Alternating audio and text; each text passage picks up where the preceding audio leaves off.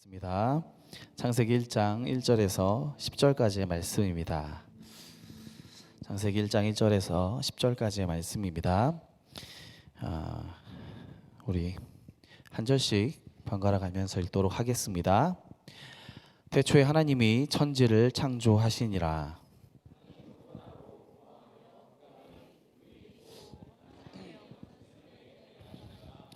하나님이 이르시되 빛이 있으라 하시니 빛이 있었고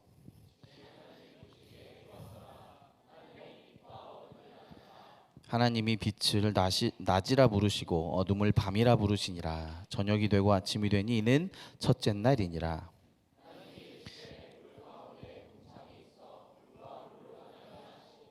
하나님이 궁창을 만드사 궁창 아래의 물과 궁창 위의 물로 나뉘게 하시니 그대로 되니라.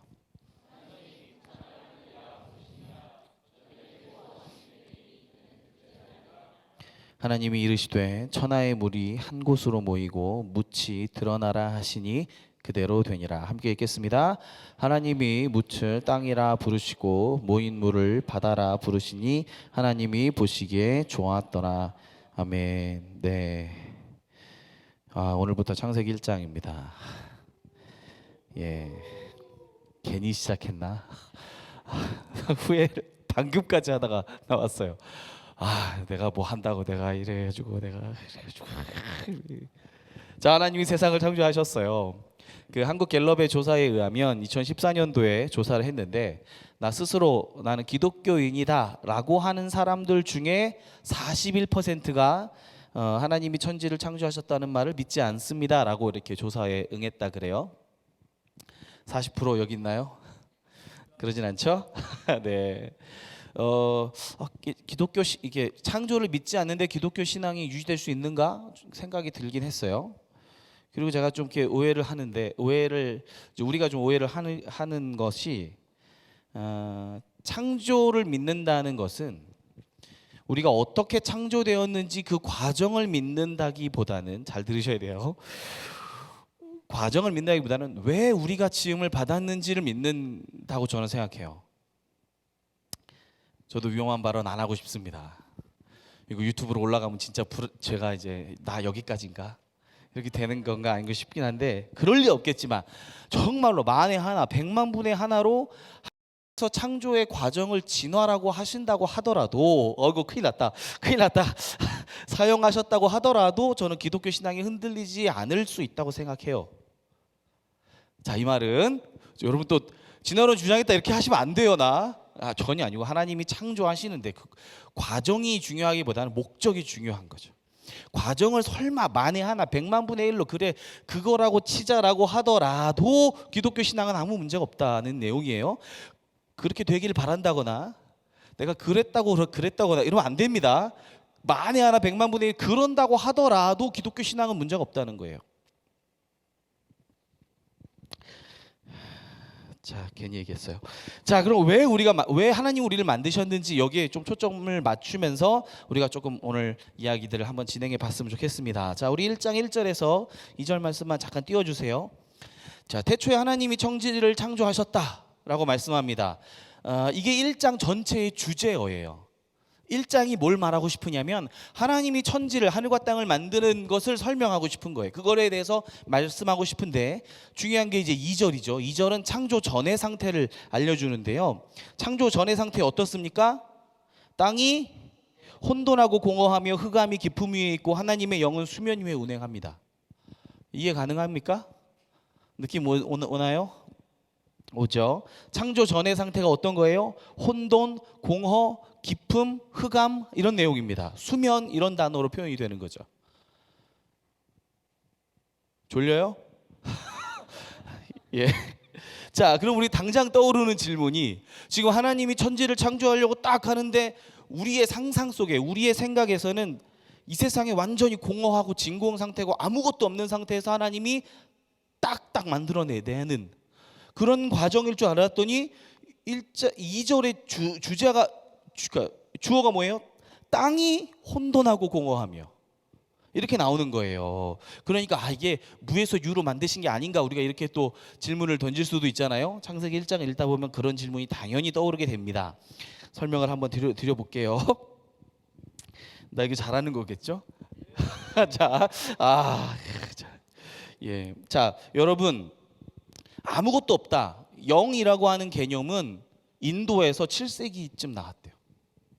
그러니까 그리스 사람들도 아니고 철학적인 사고를 하던 사람들도 아니고 고대 히브리 사람들에게 무로부터의 창조를 하나님이 말씀하실 방법이 별로 없을 거라고 저는 생각해요. 그 사람들이 직접 보았다고 하더라도 모세가 직접 환상 가운데 보았다고 하더라도 그것을 어떻게 설명할 수 있겠는가? 불가능하지 않겠는가? 특별히 그래서 사용한 이미지가 물의 이미지예요. 물. 보면 수면 이렇게 나오잖아요. 이 특별히 성경에서는 물이라고 하는 게 혼돈을 상징하거든요. 이스라엘 사람들이 바다랑 그렇게 친하지 않았어요. 해양 민족이 아니었어요. 그러니까 바다는 늘 혼란스럽고 늘 예측 가능한 범위를 넘어가는 그런 존재예요. 두려운 존재예요. 그게 이제 그대로 상징이 이어져서, 지금 상징이라고 말했어요. 상징이 그대로 이어져서 계시록에 그대로 나옵니다. 자, 그러니까 창세기에도 또 등장하는데, 고대 이스라엘 사람에게 땅이 혼돈했다, 질서가 없다라는 말은 그러면 땅은 물로 이렇게 가득 차 있었겠구나. 이제 그 정도 상상하는 이미지가 그려지는 거예요. 혼돈이 뭐예요? formless예요. 영어로 formless. 형태가 없다는 뜻이에요. 질서가 없는 거죠. 공허, empty, 비었다는 뜻이죠. 흑암, darkness, 빛이 없다는 뜻이에요. 그러니까 아무것도 없다라는 말을 질서도 없고 빛도 없고 공허하다, 그러니까 비었다라는 걸로 설명하는 거예요. 그러니까 결국에는 아무것도 없는 데서 하나님이 만들어내었다, 이걸 강조하고 싶었던 거죠. 그죠? 그렇다고 해주세요. 고맙습니다. 그런데 이거를 설명하는 과정에서 창세기가, 성경 말씀이 하나님이 무로부터 유를 창조하셨다, 이걸 강조하고 있지 않고 출처를 강조하고 있지 않고 하나님이 어떻게 만드셨는가를 묘사하는 방식이 조금 우리가 생각했던 것보다 좀 다릅니다. 내용이 어떤 거냐면요, 3절 4절 5절 이렇게 한번 볼까요? 3절 4절 5절에 보시면, 자, 빛이 있으라, 빛이 만들어졌어요. 무언가 만들어졌어요. 그러니까 없는 것에서 있는 것이 생겼습니다. 그런데 문제는 4절이에요. 하나님이 어떻게 하세요? 빛과 어둠을 나누셨어요. 그죠? 빛이 딱 생기니까 하나님이 너무 좋아하셨는데 4절에서 그 빛과 어둠을 나누시고는 5절에는 이름을 붙여주세요. 빛은 낮이라, 어둠은 밤이라. 이렇게 이름을 딱딱 갖다 붙여주셨어요. 자, 그 다음에 6절 7절 8절도 한번 띄워주세요. 하늘을 만드실 때도 물과 물을 나누셨어요. 나눴다고요. 나누셨어요. 동사가 나눈 거예요. 나누시고는 물과 물 사이에 궁창에다 이름을 또 붙여주시는데 8절에 하나님은 이 궁창을 뭐라고 부르세요? 하늘이라 라고 부르시는 겁니다. 그리고요, 땅과 바다도 이름을 붙여주세요. 9절 10절 말씀에 보시면, 자, 이 땅이 물로 가득해 있다고 상상하는 거예요. 가득해 있어요. 그래서 하나님께서 물을 한 곳에 모으셨어요. 그러니 드러나는 부분은 묻이 드러나는데 그 묻을 이름을 붙여주시죠. 묻은 땅이라. 물이 모여 있어요. 물이 쫙 한 군데 모이게 되었어요. 물을 바다라, 이렇게 이름을 붙여주셨던 거예요. 그 다음에 이제 땅을 채우시는 내용이 쭉 나오는 겁니다. 식물을 먼저 이렇게 채우시고, 그 다음에 하늘을 채우시고, 바다를 채우시고, 그 다음에 이제 광명체들을 만들어서 낮과 밤을 주관하도록 하나님께서 만드십니다. 그리고는 동물들도 채워주시죠. 종류대로. 여기에서 핵심은 식물들도 각기 그 종류대로 나오게 되었고, 동물들도 새들도 바다에 있는 생물들도 다 그 각기 종류대로, 하나님께서 큰 물고기부터 작은 것까지 각기 그 종류대로 만드셨다는 얘기가 쫙 나옵니다. 예, 다 괜찮죠? 잘 따라오고 있죠? 자, 그리고는 이제 사람을 만드시는데 땅을 다스리라고 명령합니다. 우리 1장 28절 한번 같이 한번 읽어볼까요? 1장 28절 창세기 1장을 마무리하면서 1장 28절에 이렇게 기록되어 있습니다. 시작. 하나님이 그들에게 복을 주시며 하나님이 그들에게 이르시되 생육하고 번성하여 땅에 충만하라. 땅을 정복하라. 바다의 물고기와 하늘의 새와 땅에 움직이는 모든 생물을 다스리라 하시니라. 하나님이 사람을 하나님의 형상대로 만들어 주셨어요. 우리의 형상대로 만들자. 왜 만들었는가? 여기가 나오는 거예요. 왜 만들었나요? 움직이는 땅과 움직이는 모든 생물들을 다스리게 하려고 만드신 거예요. 그렇죠? 네. 하나님께서 창조하시는 것이 무언가 없는 데서 딱딱 만들어내는 이미지를 우리가 상상했다고 하면, 오늘 여기 본문에서 실제로 나오는 하나님이 무슨 일을 하시냐면 나누시고 경계를 만드시고 이름을 붙여주시고 무언가 서로 채우시고 그리고는 다스리는 존재들, 작은 광명 큰 광명 그리고 사람 이렇게 세워주셔서 낮과 밤과 땅과 생물들을 다스리도록 만들어 주신 거예요. 그렇죠?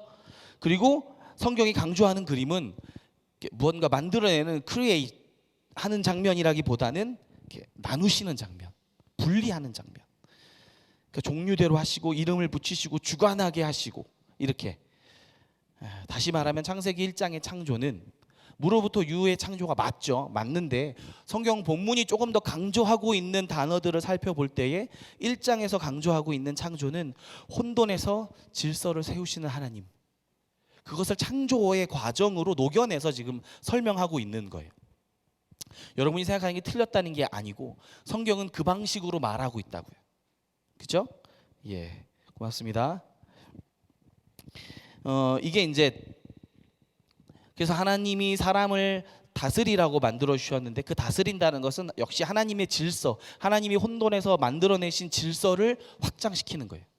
그 질서를 확장시키는 것을 하나님 나라를 확장시키는 것이라고 이해되는 것이고, 이 질서를 요한복음 저자가 요한복음을 쓰면서 나는 창세기를 비유해서 다시 써야지, 다시 쓰는 창세기로 만든 게 요한복음이거든요. 1장 1절에 태초에 말씀이 계시니라 이렇게 시작하잖아요. 근데 그 말씀, 그 로고스는 이때 이 하나님의 질서를 가리키는데, 요한복음이 해석한 하나님 나라의 질서, 요한복음이 해석한 하나님 창조의 질서는 내가 너에게 새 계명을 주노니 서로 사랑하라.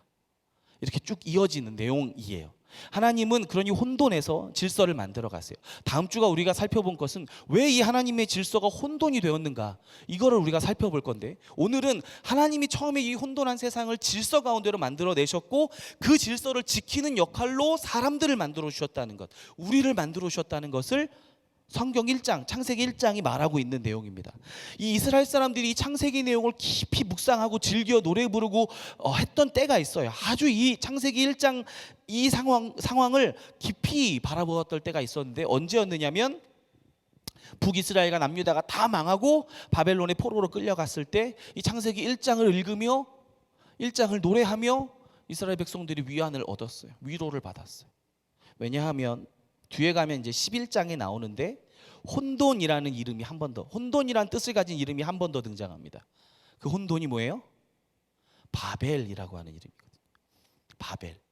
근데 지금 이스라엘 백성이 바벨론의 포로로 와 있는 이 상황, 하나님의 질서가 없는 것 같고 캄캄해 보이고 어두워 보이고 혼란스러운 이 상황에서 하나님께서 우리를 질서로 만들어 주실 때 구원하시겠구나 라고 생각하면서 이 창세기 1장을 읽으며 온 땅의 주인 되신 바벨론의 저 무슨 신 훨씬 더 크고 완벽한 우리 하나님이 질서를 세우실 때 우리를 구원하실 거라고 믿으며 노래했던 내용이 1장입니다. 혹시 우리들 중에도 혼란스러운 시기를 보내시는 분이 있을지도 모르겠어요. 어둠 속에, 내가 지금 어둠 속에 있다 이렇게 생각하시는 분이 있을지도 모르겠어요. 여러분도 오늘 말씀에서 위로를 얻으시기를 축복합니다. 네. 하나님께서 혼란스러운 우리 삶에, 어두운 우리 삶에 빛이 있으라 말씀하시고 우리의 삶을 나누시고 다스리게 하시는 그 놀라운 역사가 일어나면 우리 삶 가운데 질서가 생길 것으로 제가 믿습니다. 제가 가장 혼란스럽고 너무 힘들었던 때가 있었는데 이제 군 생활 할 때였어요. 저는 이제 대학을 졸업하고 군대를 들어갔는데 아시다시피 상근 예비역으로 아름답게 출퇴근하면서 지냈는데 너무 혼란스러웠거든요. 왜냐하면 그때 이제 한창 우리 와이프한테 고백하면 차이고 고백하면 차이고 고백하면 차이고 이제 그럴 때였어요. 이게 연애도 안 돼. 뭐 졸업은 했는데 뭐 할 줄 아는 건 없어. 조금 있으면 나는 이제 조금 있으면 상병이고 병장 되고 나가면 어떡하지? 막 이런 생각. 보기 드물게 저는 제대를 하면 안 될 것 같은데 막 그런 생각을 하면서 살았어요. 너무 세상으로 빡 나가는 게 너무 부담스러웠던 거예요. 그래가지고 어쩌다 휴가를 얻어가지고 제가 학교가 포항에 있었는데 포항에 내려가서 친구들 만나고 평소에 또 친분 있던 교수님들 찾아가면서 그냥 무턱대고 방에 교수님 계세요? 들어가가지고 교수님 상담 좀 하러 왔습니다. 아 그래 너는 재작년에 졸업한 학생이 아니니? 졸업해가지고 찾아가가지고 교수님 저는 앞으로 어떻게 살면 좋을까요? 막 물어보는데 교수님마다 얘기가 다 달라요. 뭐 다 달라요. 어떤 사람은 사법고시를 한번 보는 게 어떠냐, 어떤 사람은 고시를 한번 하는 게 어떠냐, 어떤 사람은 너는 재능이 없는 것 같다, 시험은 포기해라. 교수님들이 다 그렇게 얘기하셨어요. 그래서 이럴 때 믿을 수 있는 건 우리 또 이제 목사님께도 가고 했는데 우리 또 조준모 교수님 아니시겠어요? 조준모 교수님 또 제가 또 얼마 있지 않은 친분으로 또 그냥 막 쳐들어갔죠. 교수님 어떻게 하면 좋겠습니까? 제가 어떻게 살아야 됩니까? 어떻게 너무 혼란스럽습니다. 난 이제 뭐 하고 살아야 됩니까? 나는 누굽니까? 뭘 잘합니까? 그걸 왜 내가 교수님한테 묻는지 모르지만 교수님 나는 누굽니까? 뭘 해야 됩니까? 어떻게 살아야 됩니까? 나는 도대체 뭘 잘합니까? 이거 이제 물어본 거예요. 교수님께서 중요한 얘기를 몇 마디 해주셨는데 그러니까 자아 실현의 질문보다 우리가 먼저 해야 될 질문이 있단다. 이렇게 물어주신 거예요. 여러 가지 그리스도인으로서의 삶도 그렇고 남편과 아빠로서의 삶이 어쩌면 우리의 직업적 정체성보다 훨씬 더 중요한 것일 수도 있어라고 이렇게 얘기해 줬던 게 제 마음에 다 이렇게 와 닿은 거예요. 왜냐하면 우리는 어차피 길어야 25년 30년 일한단다. 인생의 3분의 1도 안 되는 거지. 그렇게 얘기를 해주셨어요. 그리고는 이제 말씀을 가지고 얘기해 주셨는데 우대야, 이 사회나 하나님 나라는 막 반짝반짝한 천재들이 필요한 세상이 아니야. 소처럼 곰처럼 꾸준한 사람이 필요하단다. 그러면서 이렇게 얘기하셨어요. 하나님께서 사람을 만드시고 세상을 가꾸라고 돌보라고 하셨잖아요. 그러니까 특별한 계시가 없는 한 무엇이 되었던 일을 좀 하고 있어라. 일을 좀 하고 있어라. 질문 그만하고 그 얘기죠. 이제 그러다 보면 하나님께서 우리의 자리를 찾아가 주실 거라는 뜻이죠. 일을 하고 있어라. 그러면서 교수님의 고민을 얘기했어요. 교수님이 고민하신다는 거예요. 이제 언어학 교수님이셨거든요. 사실 나도 고민이 있는데 밤무대 가수라도 해야 되는 것인가? 선교지에서 전도를 해야 되는 건 아닌가 이렇게 생각할 때가 아직도 있다는 거예요. 내가 뭐 한다고 여기 앉아서 언어학 연구를 하고 있는지 나도 모를 때가 종종 있단다. 고민이 되신다는 거예요. 여러분 우리는요 하나님이 세상을 만드시고 사람을 세우고 가꾸고 돌보라고 창조 질서의 수호자로 세워 주셨다는 거예요. 이 말씀이 우리 삶에 딱 들어와서 묵상이 될 때 우리의 삶의 질서가 잡힐 수 있습니다. 제가 이 마음을 가지고 이제 군대를 제대를 했어요. 제대를 하자마자 여행을 갔거든요. 도대체 나는 누구인가? 이러면서 이제 여행을 가서 그때 이스라엘 여행 가면 목사하는 거 아닙니까 원래? 그때 이스라엘 가면 안 되는 거 아닙니까? 근데 이스라엘 갔어요. 가가지고는 묵상을 하면서 하나님 내가 어떻게 해야 됩니까? 그럴 때 한국에서 묵상할 걸. 그럴 때 하나님께서 제게 주신 마음이 교수님이 하셨던 처음 질문 똑같은 거예요. 어떤 직업을 선택하는 것보다 더 큰 결단이 너의 앞에 있다. 너는 오늘을 복음으로 살겠다고 결단하겠느냐? 그래서 네 주님 제가 그렇게 하겠습니다. 그랬더니 그것만 확실하다면 그 다음은 네가 좋을 대로 해라. 그렇게 마음을 주셔서 내가 도대체 무엇을 좋아하는지 무슨 책을 많이 읽었는지 이런 것들을 이제 살펴가면서 나에 대해서 이제 생각을 하게 되면서 이렇게 내 삶이 정돈된다는 느낌을 그때 받았었어요. 원래 제가 얼마나 혼란스러웠는지 싸이월드에 있었던 글을 좀 갖고 올라 그랬었는데 너무 감성이 이게 뭐 내가 읽으면서도 내가 손발이 없어질 것 같아가지고 갖고 오질 못했는데 정말 혼란스러웠는데 그때 그로 묵상 한번 하면서 쭉 풀려가면서 내가 뭘 좋아하지 이렇게 고민하게 되었던 거예요. 여러분 말씀이 우리 삶에 질서를 부여합니다.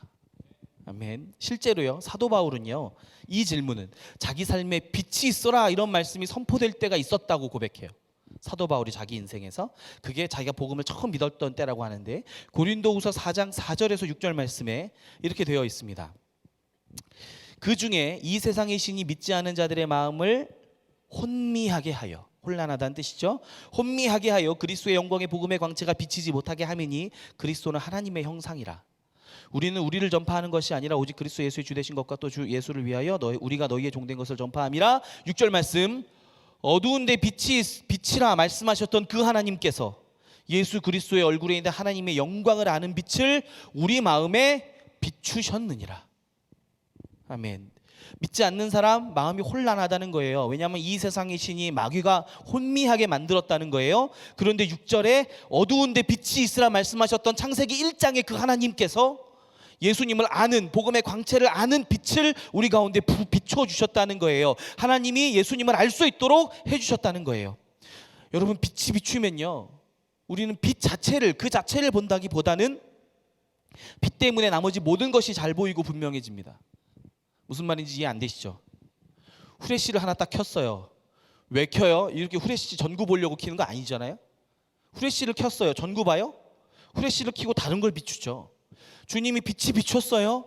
그러면 우리 안에 일어나는 일은 내가 죄인이구나, 내 가능성이 없구나 라고 깨닫게 되면 그 다음에 나머지가 보여요. 그러니까 나를 더 알게 되고 세상을 더 알게 되고 내 사명을 더 알게 되는 거예요. 하나님의 은혜의 빛을 딱 비추는 순간 하나님 그 자체도 알지만 그것 때문에 내 인생이 쫙 분명해지면서 정리가 되는 거죠. 그래서 제가 싸이월드 얘기를 하나만 하면 제가 참 복음을 참 깨닫고 내가 정말 죄인이구나, 내가 진짜 지옥 가는구나 깨닫고 예수님 믿고, 그래 이제 하나님께서 나를 완전히 의롭게 하셨구나, 이제 이렇게 딱 생각을 하고 나서 제가 제일 먼저 한 일이 싸이월드 한 일입니다.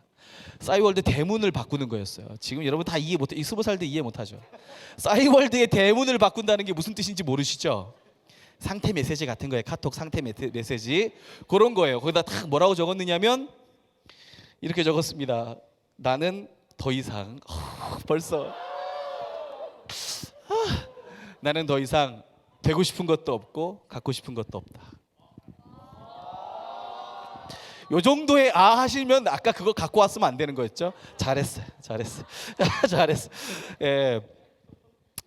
예수님의 복음을 이렇게 예수님을 딱 만나는 순간에 내가 다 이루었구나. 내가 그동안 그렇게 갈구했던 거, 사람의 인정, 칭찬 이런 거 딱 내려놓으니까 내가 그토록 평생에 내 마음 깊숙한 곳에서 갖고 싶었던 거, 의로움, 거룩함, 이렇게 순결함, 순전함, 막 그 믿음, 이런 것들이 이미 내 안에 완성되어 있다는 사실을, 예수님께서 이미 내 안에 완성되어서 주셨다는 사실을 깨닫게 된 거예요. 외로움 모두가 다 해결이 되었구나. 그 말을 빛이 비춰서 내가 더 이상 이제 만족한다, 이제 그런 뜻으로 이제 주님 한 분만으로 만족해, 그런 뜻을 이제 조금 오글거리게 얘기한 거예요. 그리고는 질문이 생겼어요.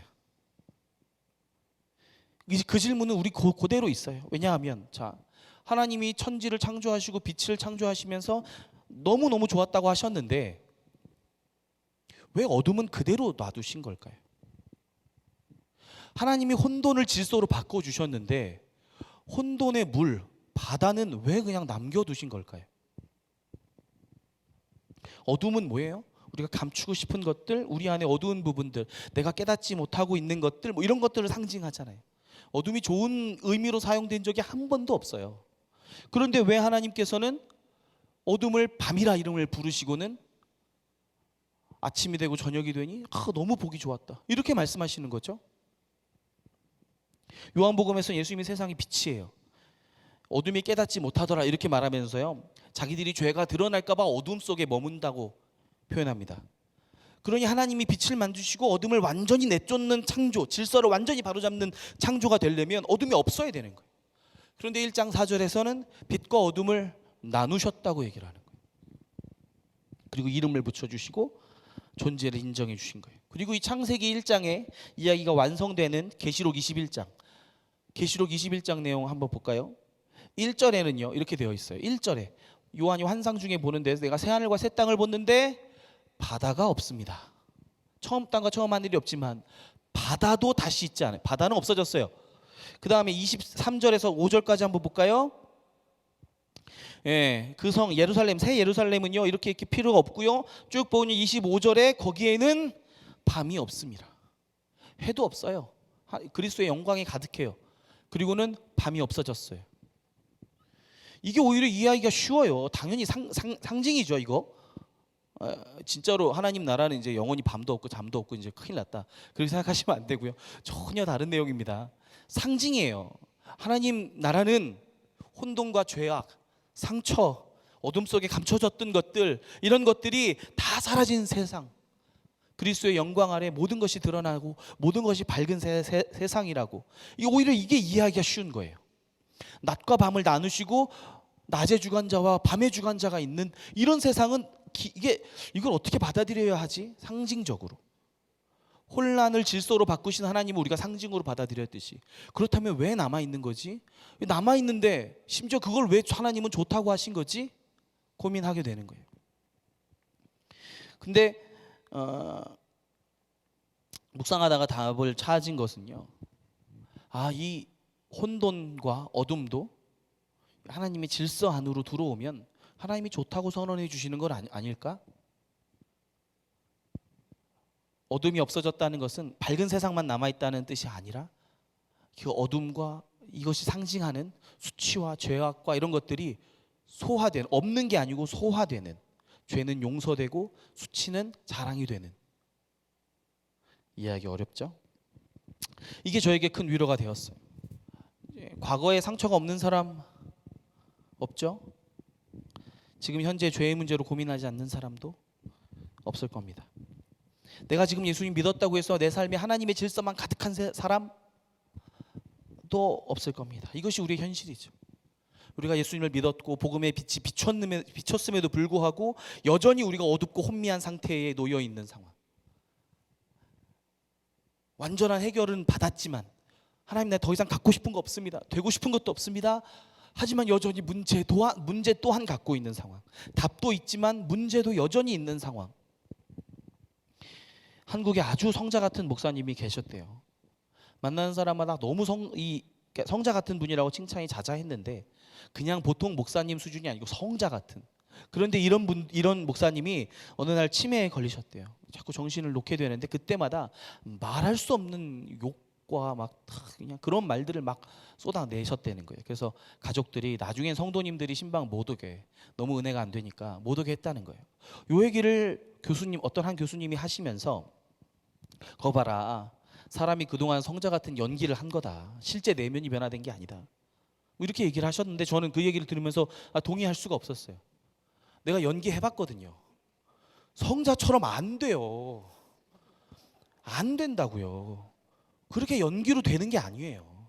그건 하나님이 직접 만지시고 도와주시고 하나님의 힘으로 살아갔기 때문에 그 정도가 나오는 거예요. 안 돼요. 그런데 우리 안에 있는 더러운 본성은 그대로 남아 있으니까 하나님의 다스리심을 더 이상 받을 수 없고 성령의 인도하심 따라 순종할 수 없는 상태에 이르르자 혼란하고 어두운 부분들이 드러나게 되는 겁니다. 그렇게 생각하고 성경을 보니까 우리와 똑같이 연약하고 혼란한 부분, 어두운 부분을 갖고 있던 이 사람들이 이 문제를 어떻게 해결했는가, 어떻게 소화했는가, 그래서 살펴보게 되었는데 조금만 하고 끝낼게요. 베드로가 있어요. 베드로 예수님 몇 번 부인했죠? 3번 부인했습니다. 예수님 몰라요. 나 그런 사람이랑 엮지 마세요. 진짜 짜증나네. 모른다고 몇 번을 얘기를 하냐고. 이렇게 3번을 딱 했어요. 3번을 부인하는데 마지막에 진짜 짜증나네, 모른다고 했는데 딱 예수님하고 눈이 마주친 거예요. 밖에 나가서 펑펑 울고 회개했다, 이런 내용이 나오잖아요. 예, 생각해 보세요. 근데 이 이야기를 우리가 어떻게 알죠? 그때요 대제사장 뜰에는 베드로밖에 없었어요. 베드로밖에 없었어요. 한 여종이 물어봤어요. 너 그 사람 아니냐, 나사렛 사람 아니냐, 막 이렇게 물어보는데 아니라고 부인 3번 했다. 그 얘기 우리가 어떻게 하냐고요. 베드로 본인이 말한 거죠. 여러분 베드로가 초대교회 담임 목사예요. 아니에요? 초대교회 담임 목사, 부목사 11명이 있는데 초대교회 담임 목사인데 담임 목사님의 치부가 누가 어떤 놈이 그걸 까발려 가지고 성경에다 이렇게 해 가지고 이렇게 다 알게 하겠느냐고요. 베드로 자신이 입에서 얘기했을 겁니다. 성령님이 그 마음을 치료하시고 베드로의 주인 되시고 베드로에게 임하시니까 베드로가 자기 했던 일이 무엇이냐면 자기 안에 있는 어둠을 어떻게 다스렸느냐면 어떻게 하나님의 질서를 거기다 부여했느냐면 없는 척한 게 아니고 그것을 그대로 고백한 겁니다. 그대로 간증한 겁니다. 돌아다니면서 설교할 때마다 그때 받은 은혜를 드러낸 거예요. 초대교회 사람들이 모두 알도록 어둠은 어둠으로 남아있되 상처는 상처대로 수치는 수치대로 남아있지만 그것이 하나님의 질서 안으로 들어오게 이렇게. 그러니 천국은 수치와 부끄러움과 죄악이 모두 사라진 나라이죠. 사라진 곳이죠. 근데 그것이 없는 척, 없어진 척, 처음부터 없었다는 듯이 무효로 만든 것이 아니라 소화시킨 거예요. 용서되었고 고백되었고 자랑되었고. 나 끝날 시간을 이렇게 알려주십니다. 고맙습니다. 그것이 하나님의 질서 안으로 들어오게 된 겁니다. 더 이상 부끄러움이 더 이상 부끄러움이 아니게 된, 부끄러움이지만 어둠은 어둠이지만 보기에 좋은 하나님의 질서 안으로 선하게 들어온 겁니다. 바울은 어땠어요? 똑같습니다. 바울도 자신이 교회에 박해져 있다는 사실을 가는 곳마다 간증했습니다. 나 같은 사람을 불러주신 하나님의 은혜를 거기서 노래했다고요. 빛 가운데로 드러낸 겁니다. 자신의 어둠을 어둠으로 남겨있지만 그대로 있지만 부끄러움이지만 드러낸 거예요. 질서 안으로 들어가게 했을 때 하나님께서 이것을 다스리시고 좋았더라고 말씀하시는 겁니다. 우리 안에 있는 어둠과 혼란 하나님의 질서로 빛 가운데로 드러내시기를 축복합니다. 하나님은 우리 어둠까지 사랑하십니다. 우리는 천국의 삶을 받아들일 준비가 되었습니까? 우리는 우리의 어둠, 우리의 혼돈을 덮어두지 않고 자랑함으로 소화시킬 준비가 되었습니까? 말씀 하나 볼까요? 이거 말씀 읽고 끝낼 겁니다. 읽어보겠습니다. 야고보서 5장 16절 말씀이 없나 봐요. 자, 제가 읽어드릴게요. 그러므로 너희 죄를 서로 고백하며 병이 낫기를 위하여 서로 기도하라. 의인의 간구는 역사하는 힘이 큼이니라. 이 땅에서 하나님 나라 연습하며 살아가시기를 축복합니다. 하나님 아직까지 일하고 계시고 아직도 우리를 창조하고 계십니다. 같이 기도하겠습니다. 하나님 감사합니다. 우리 자신이 공허하고 혼란스러운 존재임을 인정합니다. 우리의 얽힌 것을 풀어주시고 우리의 흐트러진 것을 묶어주실 주님의 은혜를 기대합니다. 늘 주님을 바라며 사모하게 하여 주옵소서. 예수님의 이름으로 기도합니다.